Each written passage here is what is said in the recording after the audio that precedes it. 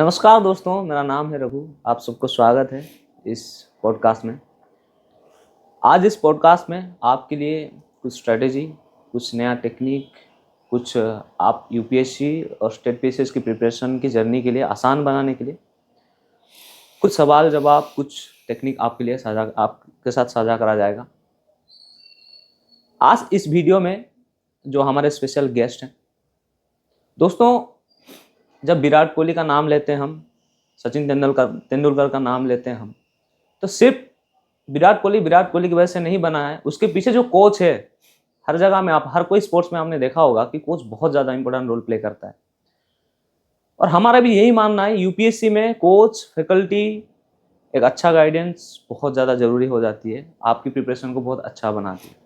आज ऐसे ही एक इम्पोर्टेंट फैकल्टी, इम्पोर्टेंट एक कोच कह सकते हैं आप यूपीएससी का, जो कि यूपीएससी अड्डा, 247, ऑन अकेडमी, इन सब में 2-3 साल का उनका एक्सपीरियंस है। बहुत सारे कोचिंग सेंटर में वो पढ़ा चुके हैं। बहुत सारे बच्चों को, बहुत सारे एस्पिरेंट्स को वो गाइड कर चुके हैं, आईएएस बना चुके हैं। तो ऐसे एक गेस्ट है हमारे साथ, उनका नाम है Vyomkesh Meher sir. Hello sir. Sir, welcome है आपको हमारे इस वीडियो में। Thank you so much. सबसे पहले सर, कैसे हैं आप? बढ़िया, बहुत बढ़िया, मस्त में हूँ, मज़े में हूँ। आप कैसे हैं? बिल्कुल सर, बिल्कुल, बहुत बढ़िया हम भी।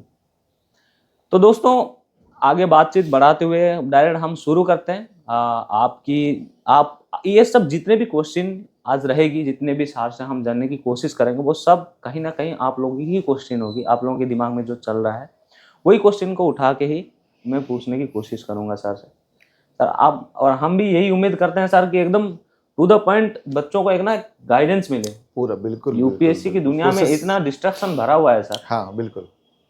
तो उनको एक सही डायरेक्शन मिले। हाँ। तो सर, सबसे पहले हाँ जी। क्या एक साल में हाँ। यूपीएससी की प्रिपरेशन करना और उसको क्लियर करना, हाँ, क्या ये पॉसिबल है? एक साल में यूपीएससी प्रिपरेशन? यस, बिल्कुल हो सकता है सर। एक साल, बल्कि यूपीएससी का जो प्रिपरेशन है 8 से 10 महीना में हो सकता है टोटली। ओके।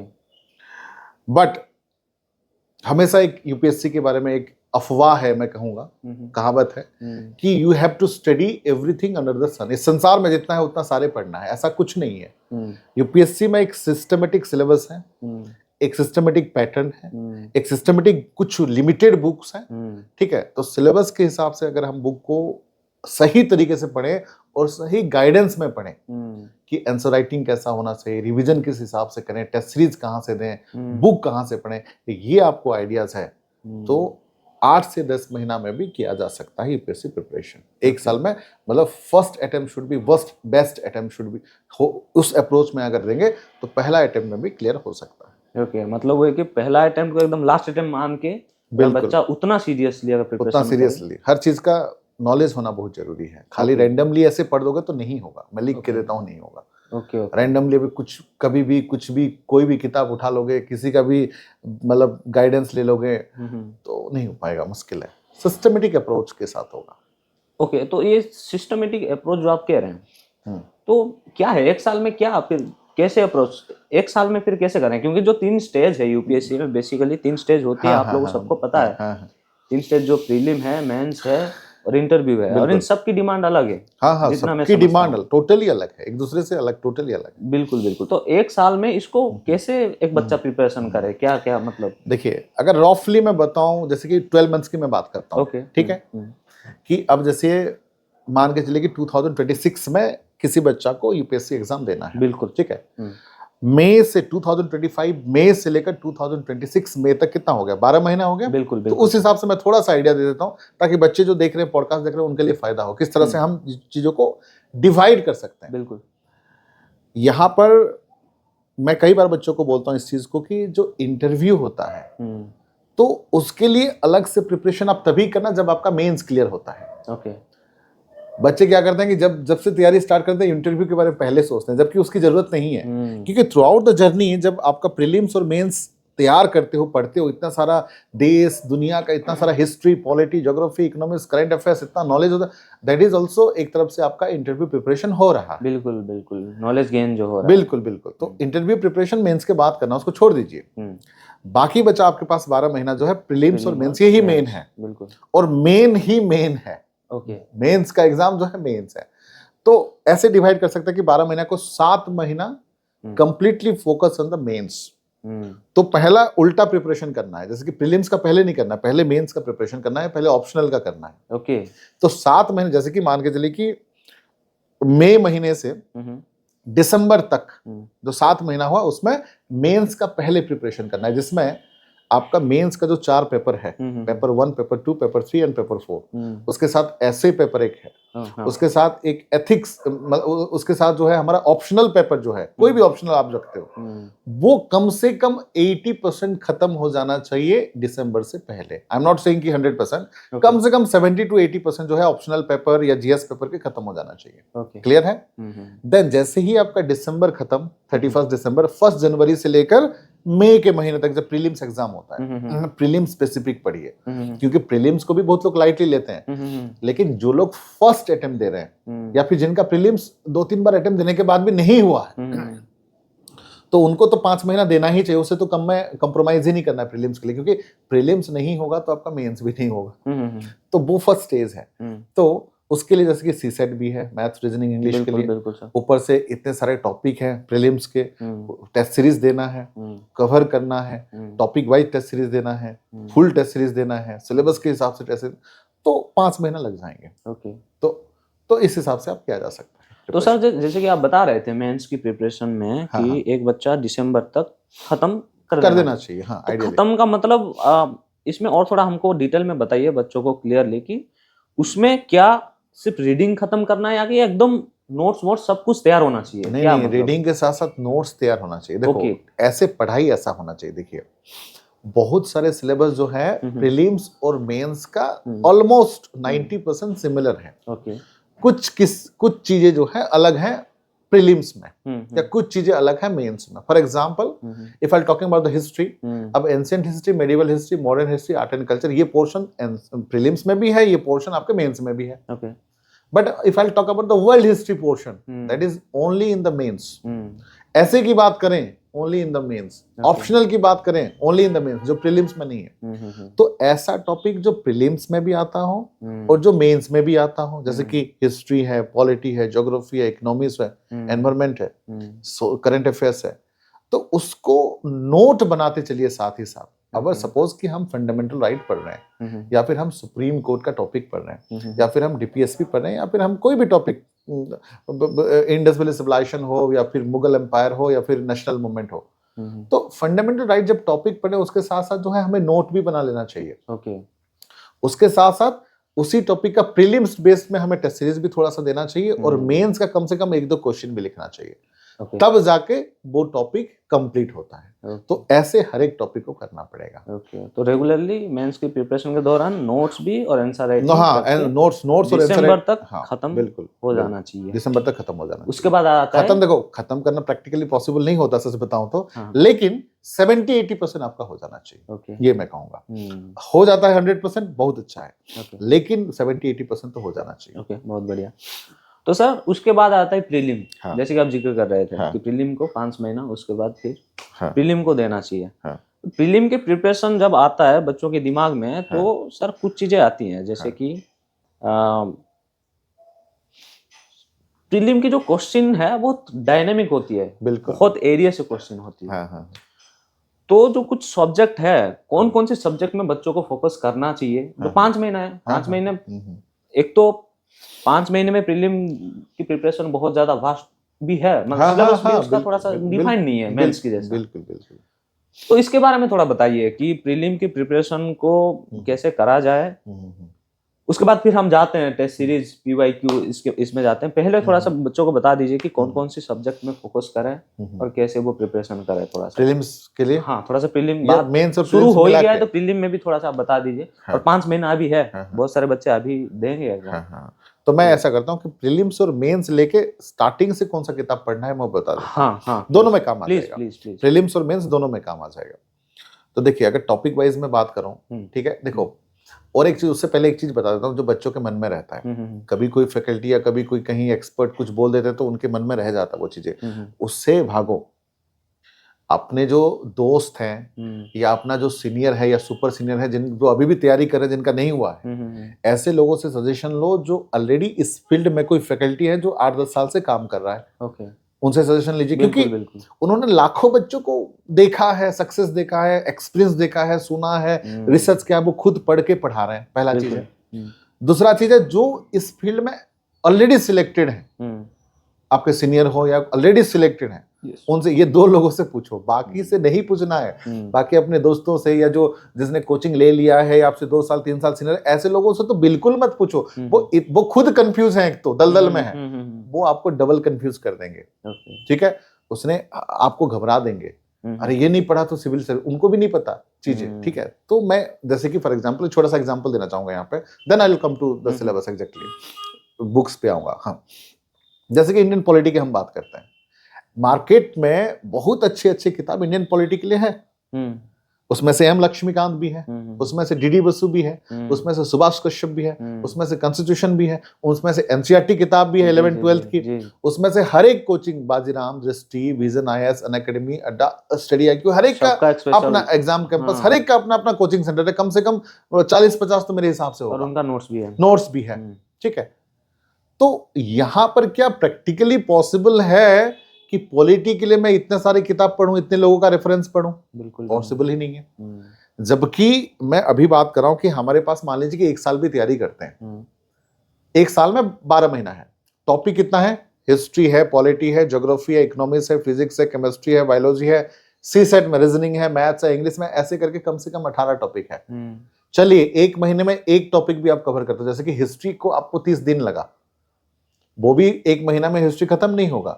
तो हमारे पास टाइम कम है, टाइम जब कम होती है तो हमें सिलेक्टेड चीजें पढ़ना होता है, ये चीजें मैं बताना चाहता हूं। तो फॉर एग्जांपल, तो अभी मैं टॉपिक बताता हूं, पॉलिटी के लिए एम लक्ष्मीकांत पढ़ सकते हैं हम, इकोनॉमी, इंडियन इकोनॉमी के लिए रमेश सिंह की किताब पढ़ सकते हैं। लेकिन रमेश सिंह का जो किताब है उसमें अगर 400 पेजेस है तो उसमें 50% पढ़ना है, 50% छोड़ना भी है, ये भी ध्यान रखना चाहिए। और ये हम क्लास में बताएंगे कि क्या पढ़ना है, क्या छोड़ना है एग्जैक्टली। ठीक है, अब जैसे कि हिस्ट्री में एंशिएंट और मेडिवल के लिए पूनम दलाल दया का किताब है, और मॉडर्न हिस्ट्री के लिए जो छोटा सा मोटा सा आता है, स्पेक्ट्रम पब्लिकेशन वाला, वो किताब बेस्ट है। ज्योग्राफी के लिए 11th-12th का एनसीईआरटी पढ़ सकते हैं और जीसी लियोंग किताब पढ़ सकते हैं। ठीक है, और फिजिकल ज्योग्राफी जो है, मतलब इंडियन ज्योग्राफी माजिद हुसैन का भी पढ़ सकते हैं। देन उसके बाद जो है करंट अफेयर्स का मुझे जो अच्छा लगा, विजन IAS का जो मंथली मैगजीन है सबसे बेस्ट है। उसके अलावा हिंदू पेपर को आप चाहो तो आधा घंटा या 1 घंटा या 2 घंटा अपने हिसाब से दे सकते हो, कोई दिक्कत नहीं है। लेकिन विजन IAS का कोई भी मैगजीन जो है आप ले सकते हैं थ्रू आउट द ईयर। ठीक है, करंट अफेयर्स के लिए। और साइंस एंड टेक, साइंस के लिए साइंस एंड टेक पढ़ सकते हैं। तो इतना किताब इनिशियली आप रखिए जो आपके प्रीलिम्स और मेंस दोनों में काम में आएगा। बिल्कुल। और 10 किताबें, कोई बोलता है कुरुक्षेत्र पढ़ो, कोई बोलता है कुछ पढ़ो, ये पढ़ो, वो ठीक है, लेकिन इतना कम से कम होना चाहिए, उसको अच्छा से पढ़ लो।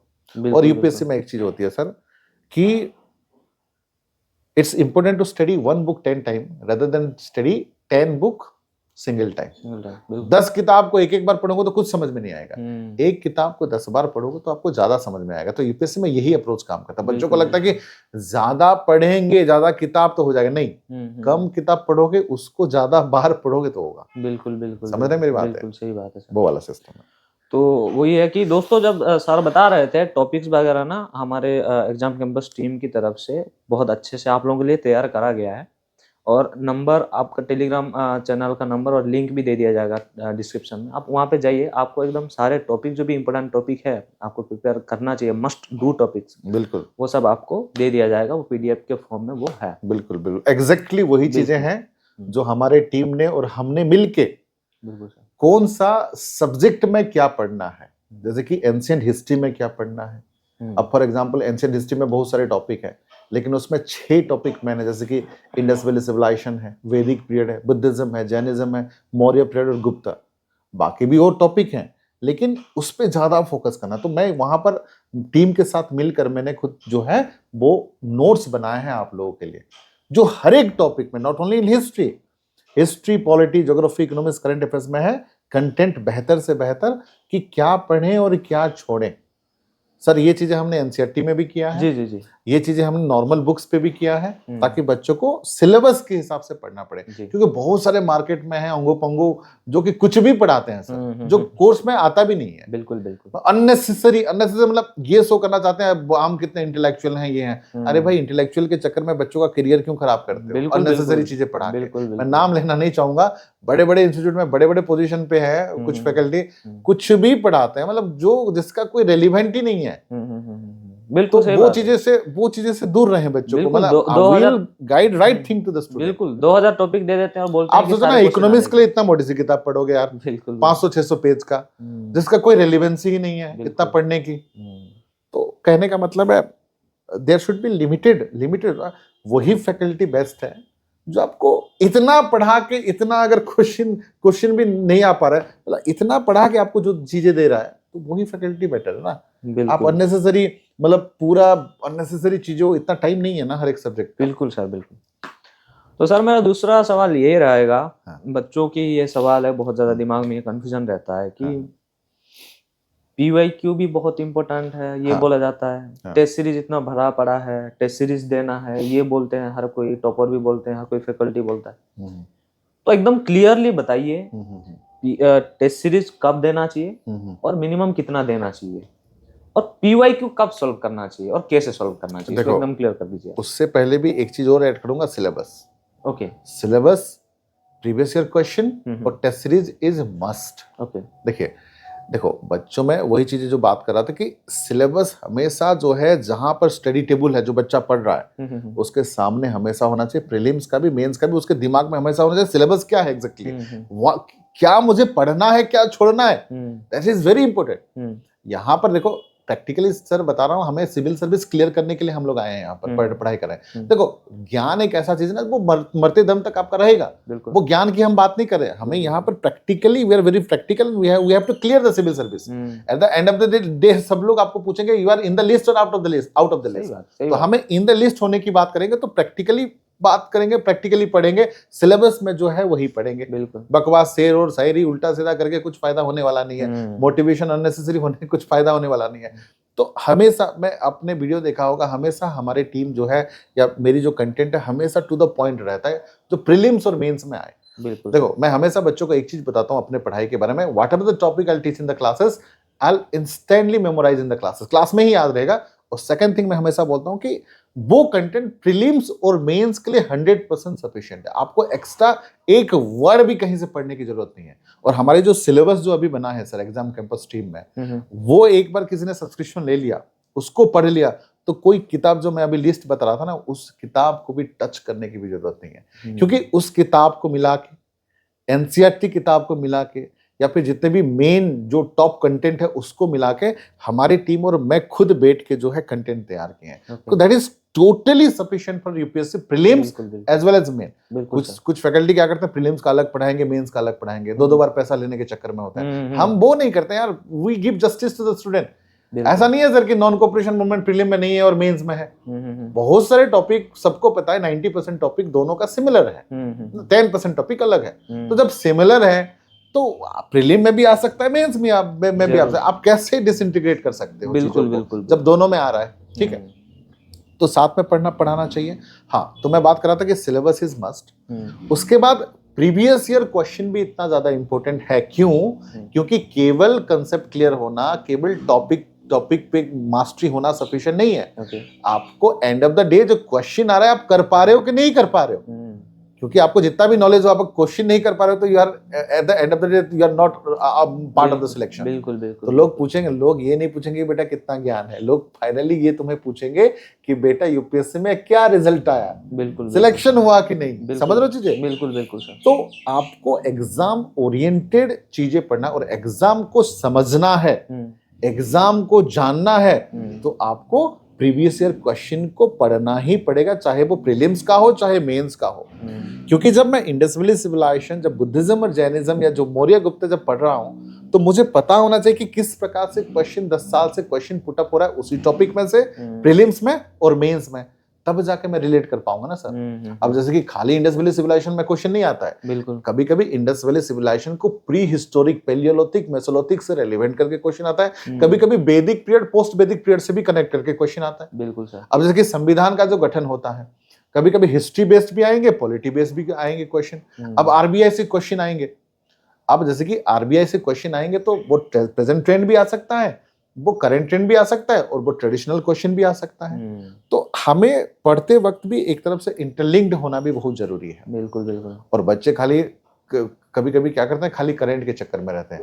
अरे बेटा, जब तुम्हारा ट्रेडिशनल टॉपिक में कंसेप्ट क्लियर नहीं है तो करंट कैसे समझ पाओगे? बिल्कुल। अगर मैं आरबीआई पढ़ रहा हूँ, रिजर्व बैंक ऑफ इंडिया पढ़ रहा हूँ, मुझे जबकि पता नहीं है कि रेपो रेट क्या है, रिवर्स रेपो रेट क्या है, सीआरआर क्या है, एसएलआर क्या है, मुझे ये कंसेप्ट ही नहीं पता, तो मैं प्रेजेंटली जो चीजें चल रहा है मैं कैसे समझ पाऊंगा? बिल्कुल बिल्कुल बिल्कुल। तो first we need to clear the concept of traditional topic, then we can go for the current affairs, ताकि हम चीजों को इंटरलिंक्ड कर सकें, अच्छी बेहतर तरीके से हम चीजों को रिप्रेजेंट कर सकें, पढ़ सकें। और किसी भी, क्योंकि आप खुद देख रहे हो सर किस प्रकार से difficult level of difficult question आ रहे हैं। एक तो एस्पिरेंट दिन ब दिन बढ़ते जा रहे हैं। अभी तो मेरे हिसाब से 12 से 15 लाख एस्पिरेंट हो गए हैं, ठीक है, एग्जाम देने वाले की बात कर रहा हूँ। ऊपर से कंपटीशन लेवल टफ हो रहा है, तो एग्जामिनेशन टफ तो होगा ही होगा, दिन ब दिन एग्जामिनेशन टफ ही होगा, वो इजी नहीं होने वाला, कभी नहीं होने वाला, वो और टफ होता जाएगा एग्जामिनेशन, और पैटर्न चेंज होते जाएंगे, ठीक है। हमें ही अपने आप को अपडेट करना पड़ेगा। बिल्कुल बिल्कुल। तो यहाँ पर प्रीवियस ईयर क्वेश्चन, प्रीलिम्स और मेंस का जरूरी है, ठीक है। उसके बाद टेस्ट सीरीज की मैं बात कर रहा हूँ। देखो, टेस्ट सीरीज हम जितना, जैसे कहावत है ना, practice make the man perfect. अब मान लीजिए कि सचिन तेंदुलकर बहुत अच्छा शॉट खेलते हैं, ठीक है, या पुल जो है बहुत अच्छा मारते हैं हमारे रोहित शर्मा जी, ठीक है, या फिर हेलीकॉप्टर सर धोनी मारते हैं, या फिर कवर ड्राइव विराट कोहली अच्छा खेलते हैं। अरे लाखों बार उन्होंने प्रैक्टिस किया है, तब जाके, ऐसा नहीं कि वो गए और घुमा दिए, उसी शॉट को उन्होंने लाखों बार मारा है, 1000 बार मारा है, समझ रहे हो चीजें, तब जाके उनका स्ट्रॉन्ग पॉइंट हुआ है। तो यहाँ पर टेस्ट तो देना जरूरी है। टेस्ट भी अलग अलग प्रकार का होता है। एक तो टॉपिक वाइज टेस्ट, टॉपिक खत्म, टेस्ट खत्म। फंडामेंटल राइट खत्म हुआ, फंडामेंटल राइट का दीजिए। अब डीपीएसपी का हुआ, डीपीएसपी का दीजिए। रिवर्स सिस्टम हुआ, रिवर्स सिस्टम का टेस्ट दीजिए। कोई भी टॉपिक, मुगल एम्पायर हुआ, मुगल एम्पायर का दीजिए। नेशनल फ्रीडम स्ट्रगल हुआ, उसी का टेस्ट दीजिए। मेंस राइटिंग भी उसी का दीजिए जो टेस्ट कवर हुआ है। उसके बाद क्या करिए, सब्जेक्ट वाइज टेस्ट दीजिए, जैसे कि हिस्ट्री का अलग, पॉलिटी का अलग, ज्योग्राफी का अलग, इकोनॉमी का अलग। उसके बाद एग्जाम जब पास में है, ठीक है, 2-3 महीना फुल टेस्ट दीजिए। बिल्कुल बिल्कुल। फुल टेस्ट कभी आप पहले मत दीजिए। अब फुल टेस्ट पहले दोगे, आपको, आप जब कवर ही नहीं किए हो सिलेबस, और फुल टेस्ट देने का कोई सेंस ही नहीं बन रहा है। बिल्कुल बिल्कुल, समझ रहे हो? आप अगर पढ़े ही नहीं हो तो यार आपका तो गलत ही होगा ना। आप जब पढ़े हो तब जाके टेस्ट देके पाए, तो फुल टेस्ट आप क्लास में दीजिए। इस तरीके से हम तैयारी कर सकते हैं। बिल्कुल बिल्कुल, क्योंकि प्रीवियस ईयर क्वेश्चन और टेस्ट सीरीज बहुत ज्यादा इंपॉर्टेंट हो जाता है एग्जाम, जैसे कि सामने बताया कि एग्जाम को जानने के लिए और उसका प्रीलिम की स्पेशली तैयार करने के लिए टेस्ट सीरीज बहुत ज्यादा इंपॉर्टेंट हो जाता है। और सर हम क्या करते हैं ना, जो सिलेबस, जो पेड कोर्स है हमारा, देखो यूट्यूब में तो फ्री कंटेंट है, उसमें तो हम we are providing just only 30% of the content, main 70% तो मेंस है। तो यहाँ पर जो हमारा पढ़ने का अप्रोच होता है, सर देखिए, पहले मैं क्या करता हूँ, जैसे कि एक टॉपिक ले लेता हूँ इंडस वैली सिविलाइजेशन का, उसका मैं पहले समरी बनाता हूँ स्टोरी टेलिंग के हिसाब से, ताकि बच्चों के दिमाग में फिट रहे, उसको मजा आए टॉपिक में। सेकंड में क्या करता हूँ, चीजों को एक एक टॉपिक को लेके, उनका जैसे कि रिलीजियस में क्या है, उसका हिस्ट्री में कैसा था, किस प्रकार से वो ओरिजिन हुए थे, उनका भाषा क्या है, उनका सोसाइटी किस प्रकार था, तो मजे तरीके से मैं बताने की कोशिश करता हूँ एक एक टॉपिक को। फिर जो टॉपिक से जिस प्रकार का क्वेश्चन आया है 15 साल में, उस क्वेश्चन को साथ ही साथ प्रीलिम का क्वेश्चन डिस्कस करता हूँ। उसके बाद फिर मैं उनको समरी बताता हूँ, चीजें क्या है, कि किस तरह से कुछ याद करने का तरीका। लास्ट में मेंस क्वेश्चन 2-3 डिस्कस करने के बाद उनको होमवर्क भी दिया जाता है कि हाँ, इस टॉपिक पे आप होमवर्क करके मुझे आंसर राइटिंग करके भेजिए, फिर मैं पर्सनली इवैल्यूएट करता हूँ। इतना अगर हर एक टॉपिक में बच्चा कर लेगा तो 1 साल में 110% क्लियर, एकदम पैसा वसूल भी है और 100% क्लियर भी हो, क्योंकि बहुत सारे सीरियस एस्पिरेंट भी इस चीज को मानेंगे सर। बिल्कुल बिल्कुल। कि एक सीरियस एस्पिरेंट जो होता है ना, हाँ, वो जब आधा घंटा एक वीडियो देखता है तो वो चाहता है कि उसको एकदम कंप्लीट पैकेज मिले, वन स्टॉप सॉल्यूशन, बिल्कुल एक जो टॉपिक जो पढ़ रहा है उसका पीवाईक्यू भी हो, हाँ, उसका रिलेटेड आंसर राइटिंग भी हो, उसका रिलेटेड कुछ करंट भी अगर है तो उसको भी सर ने बता दे। बिल्कुल, ये रहता है। और बहुत सारे टॉपिक को इंटरलिंक करके भी हम दूसरों से बताना जरूरी है। बिल्कुल, ये बहुत ज्यादा जरूरी है, क्योंकि इसको ही एक कंप्लीट प्रिपरेशन माना Complete, जाएगा हाँ, हाँ। यूपीएससी मतलब के लिए, अभी की डिमांड के बिल्कुल लिए। बिल्कुल, एक जगह पे बच्चा जाए तो वन स्टॉप सोल्यूशन, एक जगह पे हर चीज मिल रहा है। बिल्कुल। वो उसको टेस्ट सीरीज के लिए अलग जाना पड़ रहा है, हाँ। उसको प्रीलिम्स के लिए अलग से कौन सा 15 साल के क्वेश्चन ढूंढना पड़ रहा है, उसी टॉपिक से मेंस में कहाँ पे क्वेश्चन आया था वो ढूंढना पड़ रहा है। तो ये बड़ा दिक्कत हो जाता है बच्चों के लिए, इतना टाइम कहाँ है। बिल्कुल तो बिल्कुल। इसीलिए हम क्या करते हैं, वन स्टॉप सोल्यूशन, जैसे मैं बात कर रहा हूँ, वहां पर प्रीवियस ईयर क्वेश्चन रहेगा, वहां पर मेंस का क्वेश्चन रहेगा, वहां पर डिस्कशन होंगे, वहां पर समरिंग होंगे, वहां पर याद करने का तरीका भी बता जाएगा। बिल्कुल बिल्कुल सर। एक छोटी सी अनाउंसमेंट है सर हाँ। कि बच्चों के लिए, कि वही कि हमारे एग्जाम कैंपस की टीम की तरफ से भी हम लोग प्रीलिम के लिए एक एकदम एक डिटेल्ड में एक वो करके हमने एक आपके लिए कोर्स बनाया है, वो आप जाके एनरोल कर सकते हैं। उसमें आपके प्रीलिम में थ्रू आउट एकदम मेंटरशिप के साथ आपको प्रिपरेशन कराया जाएगा। यस, उसके साथ मैं ऐड करना चाहूंगा कि जो प्रीलिम का 5 महीना है हमारे पास, उसके लिए अलग से कोर्स है। उसके अलावा जो फाउंडेशन कोर्स है 1 साल का, वो कोर्स भी अवेलेबल है।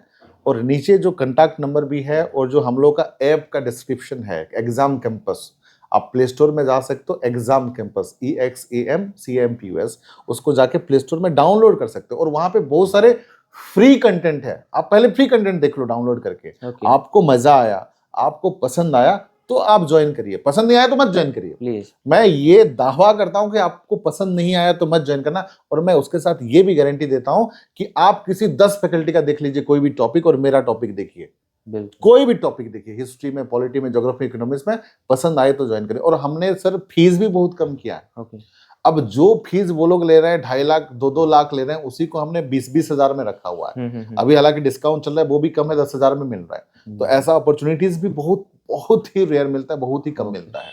जो उस लेवल का एजुकेशन और चीजें, क्या बहुत सारी कोचिंग में शकल दिखाया जाता है किसी और का, पढ़ाता कोई और है। यहाँ पर तो सर हम पूरा जो शकल दिखता है वही पढ़ाएगा, मैं ही सारा कंटेंट पढ़ाऊंगा। एक भी कंटेंट जो है, मतलब हिस्ट्री, पॉलिटी, ज्योग्राफी, इकोनॉमिक्स जो है, चारों सब्जेक्ट मैं ही पढ़ाऊंगा यहाँ पर। कोई और कंटेंट कोई ये करेंगे ही नहीं, मतलब जस्टिस करेंगे बच्चों के साथ, ठीक है। और करंट अफेयर्स के लिए तो आप ही हो, तो हम बच्चों को पूरा जस्टिस करेंगे, जो वादा करते हैं वो पूरा करेंगे। और इतने कम रेट में मुझे नहीं लगता कि इतना बेहतर एजुकेशन कोई और प्लेटफॉर्म दे पाएगा या दे रहा है।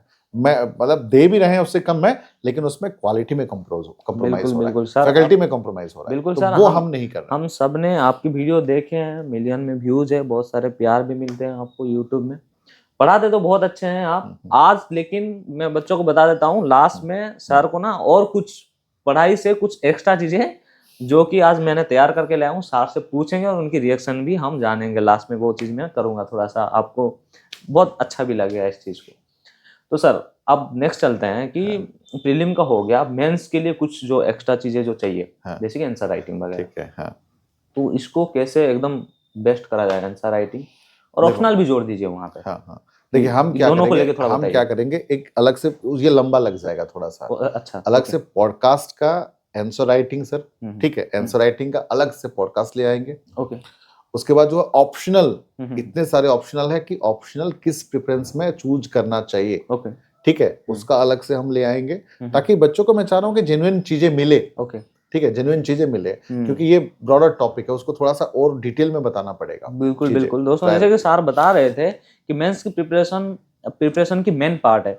और ये आंसर राइटिंग आप देखे होंगे बहुत सारे यूट्यूब में भी, विकास दिव्यकीर्ति सर भी कहते हैं कि आंसर राइटिंग एक ही चीज है जो कि आपको आईएएस बना सकती है, इतना इंपॉर्टेंट है ये चीज है। आंसर राइटिंग ही सब कुछ है। बिल्कुल बिल्कुल, क्योंकि आपका प्रीलिम तो केवल क्वालिफाइंग है, इसलिए मैं इस चीजों को ऐसे 1-2 लाइन में बताना नहीं चाहता। उसके लिए अलग से केवल एक कंटेंट लाएंगे, केवल आंसर राइटिंग। इसमें आपको डिटेल वीडियो लाया जाएगा आपके लिए आंसर राइटिंग और ऑप्शनल को लेकर। हाँ बिल्कुल। तो सर लगभग सारे टॉपिक खत्म करने के बाद अब आते हैं रिवीजन में। बिल्कुल, रिवीजन कितना ज्यादा इंपॉर्टेंट है यूपीएससी के लिए और देखिए कैसे सर, करना चाहिए? देखिए बहुत सारे बच्चे मुझे आए दिन में फोन करते हैं, मैसेज करते हैं, इंटरेक्शन भी होती है, बोलते हैं सर इतना पढ़ते हैं भूल जाते हैं, सर हिस्ट्री पढ़ रहे हैं तो पॉलिटी छूट रहा है, पॉलिटी पढ़ रहे हैं तो ज्योग्राफी छूट रहा है। वो स्वाभाविक है, इतना वास्ट वो ह्यूमनली स्वाभाविक है कि आप भूल जाते हो, वो नॉर्मल चीज है। बिल्कुल सर, ठीक है। तो उसको हम कैसे रिटेन करें? देखो, एक तो एक टॉपिक पढ़ने के बाद उसी टॉपिक को उसी दिन ही रिवाइज करें और उसके बाद दूसरा टॉपिक पे जाएं, पहला चीज है। बिल्कुल सर। दूसरा चीज है, हफ्ते में हमेशा सजेस्ट करता हूं कि एक दिन ऐसा रखिए हफ्ते में, वीकली, उसमें कुछ नया मत पढ़िए। ओके। उसी दिन आपको जो 6 दिन में जो आप पढ़ रहे हो बच्चों, तो उसी को उसी दिन में ही रिवाइज करिए उसके साथ उसी दिन में जो नया चीज नहीं पढ़ना है, आप टेस्ट सीरीज भी दीजिए और उसी दिन में आपको आंसर राइटिंग कम से कम 2 आंसर राइटिंग लिखिए और मुझे भेजिए कम से कम, ठीक है। ये नंबर भी आपको प्रोवाइड कर दिए जाएंगे नीचे, उस नंबर पे आप भेजिए। इतना कम से कम कर सकते हैं सर। वही कि रिवीजन से, और एक इम्पोर्टेंट चीज आप लोगों को बताऊंगा, मैं बताने की कोशिश करूंगा। रिवीजन से लेके एग्जाम कैंपस टीम और एग्जाम कैंपस की जितने भी हमारे टीम मेंबर्स हैं, वो इतना मेहनत करके आपको रिवीजन, आपको एक ऐसा कंटेंट देने के लिए कोशिश करती है, आपकी एग्जाम, आपकी प्रिपरेशन को बहुत ज़्यादा वो सिंपल बनाती है। वो है शॉर्ट्स। एग्जाम कैंपस में सर जो शॉर्ट्स बन रहे हैं, शॉर्ट्स वीडियो की बात जो शॉर्ट्स वीडियो बन रहे हैं अभी, वो इतना इंटरेस्टिंग वे में बनाया जाता है। और आप लोगों को बता दूं, उसके पीछे का जो मेहनत है, वो एक वीडियो बनने के लिए 10-10 घंटे लगते हैं। बिल्कुल, ज्यादा भी लगता है उसमें इसमें सार खुद वो उसमें वॉइस देते हैं, कंटेंट तैयार करते हैं बैठ के। मैं खुद उसमें कंटेंट राइट करता हूँ। उसके बाद फिर बहुत सारी चीज़ें, बहुत सारी एडिटिंग होती है, बहुत सारी चीज़ें होती है, बहुत सारे एडिटर काम करते हैं, बहुत सारे मेहनत आता है। उसके बाद वो वीडियो आपको दिया जाता है, क्योंकि उसमें आपको हेल्प हो सके, आपको थोड़ा सा इंटरेस्टिंग हो सकता है। यूपीएससी की जर्नी सर बहुत बोरिंग होता है। बिल्कुल बिल्कुल बिल्कुल। और उस चीज़ को एग्जाम कैंपस में बहुत कम कोचिंग सेंटर, बहुत कम, 1-2 कोचिंग सेंटर जो कि ये सब चीजें आप कर रही है, और एग्जाम कैंपस अभी से आपके लिए ये चीजें कर रही है। सर उसके बारे में थोड़ा सा आप बताएंगे तो थोड़ा सा बच्चों के लिए इजी हो जाएगा, क्लियर हो जाएगा। आप कैसे बना रहे हैं और क्यों बना रहे हैं, वो वीडियो का मकसद क्या है? बिल्कुल बिल्कुल। देखो कैसे बना रहे हैं, देखो जैसे कि आपने बताया कि 10 घंटा 1 मिनट का वीडियो के लिए। सर कभी कभी बताता हूँ 15-16 घंटा भी होता है 1 मिनट का वीडियो बनाने के लिए। मैं खुद इस फील्ड में हूँ सर। मैंने कई सारे मैराथन पढ़ाए हैं, ठीक है। आपने देखा होगा अनअकैडमी में भी है मेरा, हिस्ट्री, पॉलिटी, ज्योग्राफी, इकोनॉमी, और मिलियंस पे भी गया है, बच्चों ने पसंद किए हैं।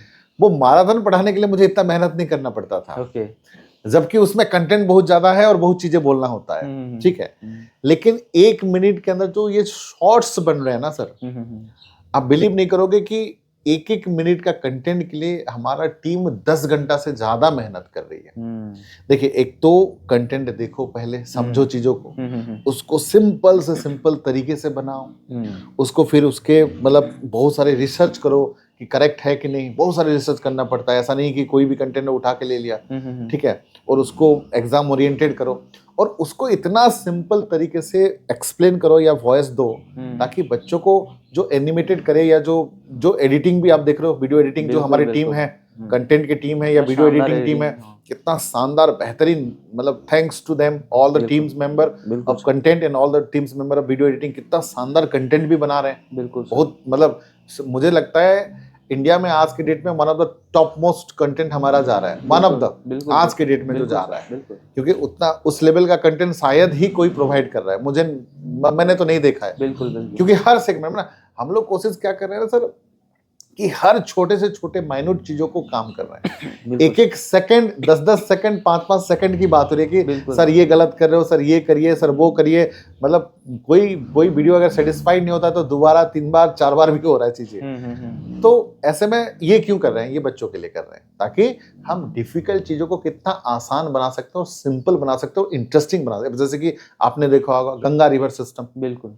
आपने देखा होगा गोदावरी रिवर सिस्टम, बिल्कुल। आपने देखा होगा NH44 LOC, ठीक है, LOC POK को कितना सहज तरीके से बनाए। चाहे वो हिस्ट्री का कंटेंट हो, चाहे वो जियोपॉलिटिक्स हो, चाहे ज्योग्राफी हो, चाहे इकोनॉमी हो, हर प्रकार का कंटेंट हम लोग शॉर्ट्स कंटेंट, शॉर्ट्स के माध्यम से हम जो है बच्चों को मतलब चाहते हैं कि बच्चों को मजा आए और लर्निंग को इंटरेस्टिंग और मजेदार बनाने का कोशिश है। बिल्कुल, और विजुअलाइज कर सके, विजुअलाइज भी कर सके, और लर्निंग ऐसा लगे कि मजा आ जाए।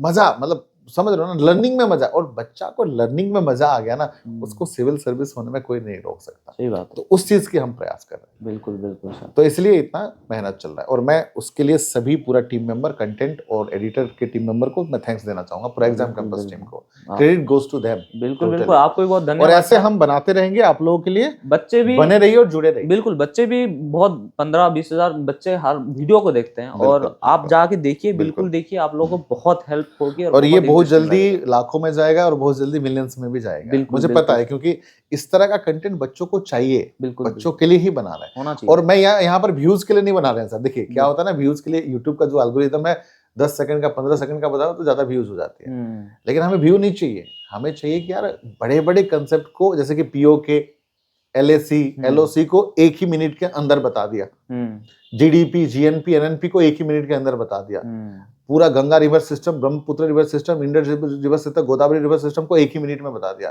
बच्चों को भी मजा आएगा देखने में ऑटोमेटिकली और सहज हो जाएगा। तो ये हमारा मकसद है। व्यूज सब्सक्राइबर से मतलब ही नहीं है हमें मतलब है बच्चों को मतलब लर्निंग एक मजेदार होना चाहिए, इंटरेस्टिंग होना चाहिए, यही मकसद है। बिल्कुल सर। तो यहीं से सर, जैसे कि आप बता रहे थे कि बच्चों को लर्निंग को बहुत अच्छा करना चाहिए, उनको इजी करना चाहिए।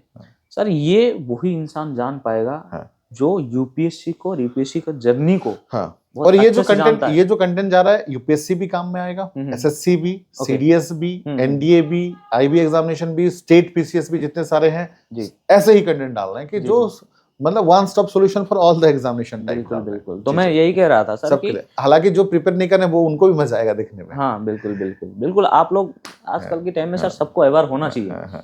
और अब कुछ कंटेंट ऐसे भी कर रहे हैं जैसे कि Hindu temples in India, language and the state and language, ठीक है, nickname of the state and country and cities.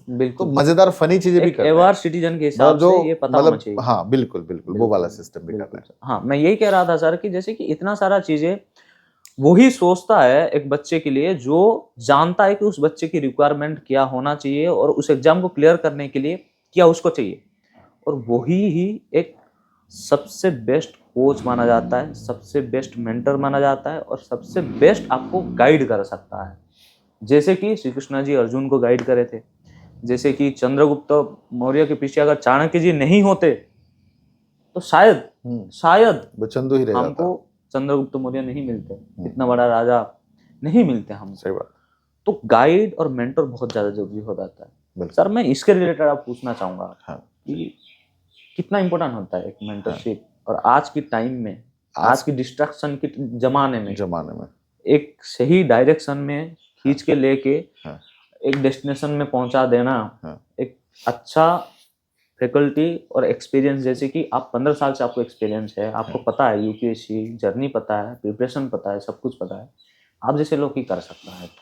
बताइए थोड़ा सा इसके पीछे मतलब कैसे। मेंटरशिप माने बहुत जरूरी चीज है जबकि आपके पास ओवर स्टडी मटेरियल हो, ओवर कंटेंट हो, इतना ज्यादा डिस्ट्रैक्शन हो, पढ़ने का मन कम हो, और जहाँ कंपटीशन इतना टफ हो, इतने लोगों के साथ हो, इतने तुम्हारे पास आईआईटी के टॉपर रहेंगे, मेडिकल के टॉपर रहेंगे, हर एक यूनिवर्सिटी के टॉपर रहेंगे, हर एक गांव के हर एक कॉलेज के टॉपर आके तैयारी करेंगे यूपीएससी। जब ऐसे कंपटीशन लेवल पे हो तो आपको जो 2-3 साल भी लग सकता है ना, तो ऐसे में एक मेंटर की बहुत जरूरत होती है। बिल्कुल, क्योंकि यूपीएससी जर्नी केवल पढ़ना नहीं है, केवल किताब पढ़ दोगे आपका हो जाएगा ऐसा नहीं है। ये जर्नी में आपको बहुत बार आप गिरोगे, बहुत टेस्ट में फेल होगे, बहुत बार आंसर राइटिंग खराब होगा, बहुत बार फ्रस्ट्रेशन आएगी, बहुत बार अब लड़कियों के लिए शादी के प्रेशर आते रहेंगे, लड़कों के लिए पैसा कमाने का प्रेशर आता रहेगा। तो ये सब झेल के, बहुत डिस्ट्रैक्शन होगा, बहुत ब्रेकअप पैचअप होगा इस बीच में भी, तो ये सब, या फैमिली प्रॉब्लम्स होंगे, हेल्थ प्रॉब्लम इश्यूज आएगा, खाने में दिक्कत होगी। मतलब अब दिल्ली में जैसे शहर में रहोगे, कुछ लोग खाना भी एडजस्ट नहीं कर पाते हैं सर, कुछ लोग क्लाइमेट भी एडजस्ट नहीं कर पाते हैं, तो lot of problems will be there. But समाधान एक है, आपको आईएएस बनना है। सही बात है। प्रॉब्लम्स आपके साथ रहेगा हमेशा, समाधान एक है, आपको आईएएस बनना है। तो ऐसे में आपको एक मेंटर अगर रहता है तो आपको गाइड करेगा, कौन सा किताब पढ़ोगे, कौन सा किताब नहीं पढ़ोगे, कौन सा चैप्टर पढ़ोगे, कौन सा चैप्टर नहीं पढ़ोगे, आंसर राइटिंग किस तरह से इंट्रोडक्शन दोगे, किस तरह से कंक्लूजन दोगे, और क्या लिखोगे जो आपको ज्यादा मार्क्स आएगा। उसके बाद टेस्ट सीरीज कहाँ से दोगे, किस प्रकार से दोगे, ऑप्शनल कैसे चूज करोगे, कौन कौन सा क्राइटेरिया होना चाहिए। तो ये सारी चीजों को आपको 1-to-1 मेंटोर करना जरूरी है। बिल्कुल। और हम सबकी दिक्कतें अलग अलग हैं, कोई वर्किंग प्रोफेशनल है, कोई आईटी का टॉपर है, कोई अभी ग्रेजुएशन कर रहा है, कोई +2 में है, कोई कॉमर्स बैकग्राउंड, कोई साइंस, कोई आर्ट्स, तो सबकी बैकग्राउंड भी तो अलग अलग, कोई रूरल, कोई अर्बन। तो हर किसी को एक तरह का मेडिसिन काम नहीं करता है, इसीलिए मेंटर की जरूरत होती है कि आपको मतलब क्या एग्जैक्टली चाहिए। समझ रहे हो ना? बिल्कुल सर। तो इसलिए ऐसे में मेंटरशिप की बहुत जरूरत होती है। जितना बेहतर मेंटरशिप होगा उतना बेहतर उसकी परफॉर्मेंस होगा। जी जी। तो दोस्तों वही है कि मैंने कोशिश करा है आप लोगों की जो जेन्युइन और कॉमन क्वेश्चन होती है उसको कवर करने की, और भी कुछ क्वेश्चन है तो आप कमेंट सेक्शन में जरूर टाइप करिएगा। हम दूसरे वीडियो में जब हम बातचीत करेंगे सर से तो वो आपकी तरफ से पूछ लिया जाएगा। तो दोस्तों जो आप लोगों की कॉमन क्वेश्चन होती है, जेन्युइन क्वेश्चन होती है, वो सबको मैंने पूछने की कोशिश करी और सर ने भी बहुत शानदार से आप लोगों को जवाब दिए हैं। उम्मीद है कि आप लोगों को ये आपकी प्रिपरेशन में बहुत सपोर्ट करेगी। और जो भी क्वेश्चन है आप कमेंट सेक्शन में आप टाइप करिए। बाकी जो आगे बहुत सारे और हम टॉपिक में डिटेल में वीडियो बनाएंगे, वो है आंसर राइटिंग ऑप्शनल को लेके बहुत सारे, तो उसमें मैं पूछ लिया करूँगा सर से। तो दोस्तों इस वीडियो में इतना तक ही था और ये सब था आपके लिए। बाकी मिलते हैं अलग वीडियो में, तब तक जय Hind. Thank you. Thank you so much. Thank you sir. Thank you sir.